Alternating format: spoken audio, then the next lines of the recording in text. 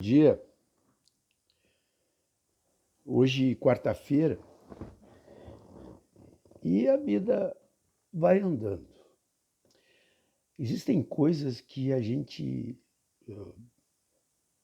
as pessoas normais, nunca esperariam ler. Por exemplo, Biden toma medidas no sentido de reunir as famílias de imigrantes que foram separadas pelo Trump. Eu nunca pensei na minha vida que eu fosse ler algum tipo de matéria assim, manchete. Mas ele vai reunir as famílias porque elas foram separadas, crianças de 1, 2, 3 anos. 3. Eu lembro depois, quando eu li essa matéria, hoje, eu lembrei das imagens daquelas crianças dentro de jaulas, chorando, pedindo pelas mães. E aí, quando a gente se dispõe a estabelecer um tipo de reflexão, um tipo de raciocínio que envolva o Estado, por exemplo, olha, gente, é difícil, mas a gente tem que dizer assim, ó, o Estado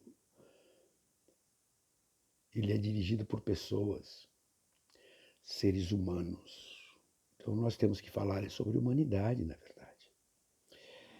Quando tu vê o presidente do Brasil dizer que não é coveiro, que todo mundo um dia vai morrer, que a tal de gripezinha ia matar 800 e poucos pessoas. Quando tu vê um médico tipo Osmar Terra, né, fazer troça, diz que já matou mais de 220 mil brasileiros, quase 400 mil americanos, matou milhões no mundo. E os caras negam. Um é deputado federal, o outro é presidente da República, o presidente dos Estados Unidos, o dono da bomba atômica, na época, né, continua sendo. Então, quando nós falamos de Estado, nós falamos de pessoas. Nós falamos de uma humanidade, de uma certa humanidade, num certo período histórico. Nunca, jamais, as desigualdades sociais estiveram tão expostas como estão agora. Mesmo quem diz que não vê, vê. Pode negá-las. Mas é aquela coisa, né? Para que eu possa estabelecer uma negação, eu preciso ter um fato afirmativo. Quando eu digo que a Terra é plana, é porque tem gente que diz que a Terra não é plana. Esta relação é a relação que os normais fazem. O bom, o ruim, o belo, o feio, o tudo e o nada. Aqueles que entram numa relação solipsista, ou seja, aqueles que vivem de si mesmos, são capazes de produzir barbaridades com a humanidade. E a humanidade está cheia de episódios, cheia de fatos que mostram do que nós humanos somos capazes de fazer. Tratar destas questões como se fossem questões brasileiras é um reducionismo perigoso. Não, ela ocorre no mundo inteiro. O fato é que quando nós tratamos de coisas que estão na nossa volta, normalmente a gente tem um pouco mais de atenção, porque quem vai nos agredir, quem pode nos aniquilar, pode ser o nosso vizinho, pode ser o nosso colega de trabalho, pode ser aquele que está do outro lado da rua. Quando a gente vê esses episódios nos Estados Unidos, o supremacismo branco, de gente que sinceramente acha que é superior a outros humanos porque a cor da pele é branca. Isso é apavorante. Isto lá os caras assumem. Quando se cria uma organização que diz combater um certo grupo de pedófilos que estão a serviço de Satanás e que tomaram contas de partidos políticos e do Banco Mundial, é assustador saber que existem pessoas assim. Quando tu vê num aeroporto pegarem a maior representação do conservadorismo da direita brasileira, ser chamado de bandido comunista, vai para Cuba, como foi o caso que aconteceu com a ACM Neto. Isto é assustador. Isto dá medo. Existem aqueles que ainda confiam nas instituições. Eu sou advogado, você sabe. Adoro a advocacia, adoro o direito, sou um apaixonado pelo direito. Agora, toda vez que eu vejo certas pessoas simplesmente se negarem a ler o que está escrito, isto é assustador, ainda mais quando essas pessoas são juízes, aqueles responsáveis por trazer para o cotidiano civilizatório a paz, a tranquilidade, a composição dos litígios de uma forma civilizada. Quando eu vejo um juiz que não lê simplesmente o que uma das partes escreve, eu fico aterrorizado e digo com toda tristeza, cada vez mais, eu quero estar longe desse tipo de coisa. Quando eu larguei a universidade, lá se vão uns 8 anos mais ou menos, depois de décadas lecionando, eu me lembro que cheguei em casa e disse, eu não quero mais fazer parte disso. O que vem por aí é algo aterrorizante. E é. Não estou falando da Lava Jato, eu não estou falando de Sérgio Moro, eu não estou falando de Dallagnol, eu não estou falando da podridão, da podridão, da podridão das cúpulas. Eu estou falando do cotidiano dos fóruns, onde este tipo de postura desumana, anticivilizatória, chegou. Se vocês pensam que é o Lula que sofre com esse tipo de rolo, vocês estão muito enganados. Quem está no cotidiano dos foros vê isso todos os dias. Porque baixou um tipo de compreensão sobre a humanidade onde a aniquilação completa se dirigiu a um ponto, a uma palavra que expressa, tipo assim, empatia, o outro. O outro não vale mais nada. Então, como eu comecei dizendo para vocês, às vezes tu lê uma manchete que tu diz assim, cara, isto aconteceu.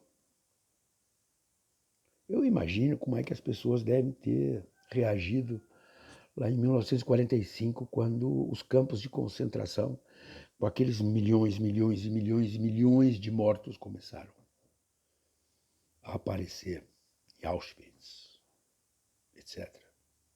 O que será que é a humanidade? Como é que será que aquelas pessoas se sentiram?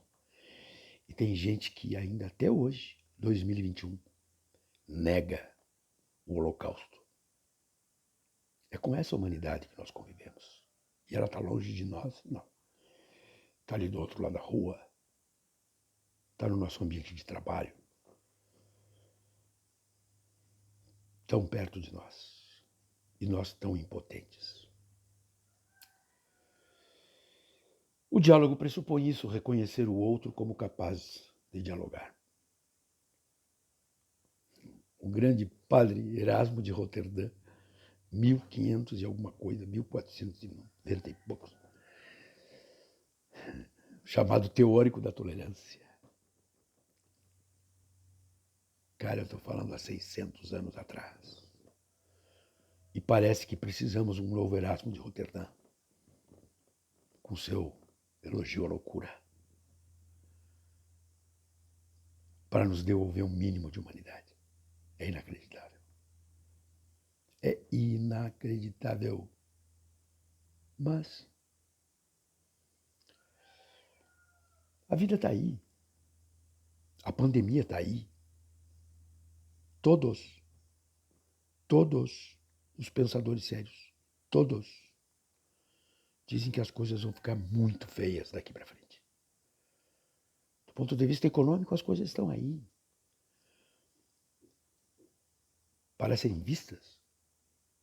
Estão escritas, estão tabuladas, estão calculadas. Mas nós não queremos ver isso.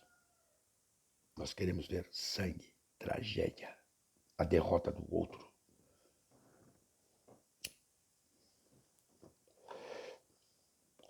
Peço desculpas a quem me acompanha. Tem uma senhora que pediu que eu não fumasse enquanto eu falo. Vou tentar, prometo. A outra coisa é sobre o volume. Como eu faço assim, pego o celular e falo, eu não tenho produção, então eu vou ter que pensar uma maneira de como é que eu vou fazer isso. Porque eu não existo para fazer esse tipo de vídeo. Eu pego o celular e faço. Mas essas coisas eu vou ver se eu consigo resolver. Não sei se eu consigo. Eu vou tentar. Agora, eu disse esses dias que o desastre da humanidade não vem numa bomba atômica. Ela vem numa bomba educacional também, mas fundamentalmente comunicacional. As bombas atômicas das redes que dizimam cérebros. Este é o grande perigo da humanidade. E isso, eu vou fazer um post específico sobre isso. Isso determina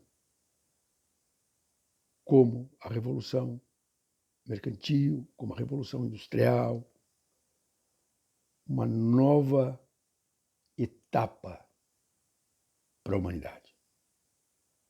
Essa revolução das redes, da propriedade privada do espaço comunicacional, que se autorregula a partir dos donos destas empresas. Isso vai mudar a humanidade, não tenho dúvida sobre isso. O Estado perdeu a sua capacidade de regulação, especificamente porque a aristocracia funcional que dele tomou conta, e aí falo de todos os espaços, judiciário especialmente, são incapazes de entregar para a sociedade uma ordem jurídica mínima que a oriente, que a organize, que a interdite. Terminou. Quando a nova organização do trabalho chegar, e está chegando, porque as revoluções mercantil, industrial, até chegarmos a essas comunidades de massa de consumo, elas se estruturam a partir da divisão do trabalho. E nesta quadra histórica, de bombas comunicacionais, de propriedades privadas de espaços públicos, determinará um novo processo de divisão do trabalho. Os mais ricos já pensam em como estruturar programas de renda mínima, porque o sistema de Big Data, de alta complexidade cibernética, de algoritmos que organizam a vida, tirará o trabalho da maioria da humanidade. Como fazer essas pessoas comer? Os super ricos estão preocupados com isso, estão pensando nisso e vêm debatendo sobre isso há bastante tempo, enquanto nós aqui trabalhamos com terra plana, com cloroquina. As pessoas não conseguem ter aula porque sequer acesso ao mundo digital tem. A grande maioria da população. Falando em mundo digital, as pessoas não têm acesso a água potável, a esgoto sanitário. Imagina a complexidade desse negócio. Tá bem, gente? Quarta-feira, segue o baile. É uma tristeza o que está acontecendo, mas não vamos nos entregar, de uma maneira ou de outra. Precisamos sobreviver. Precisamos sobreviver. Grande abraço.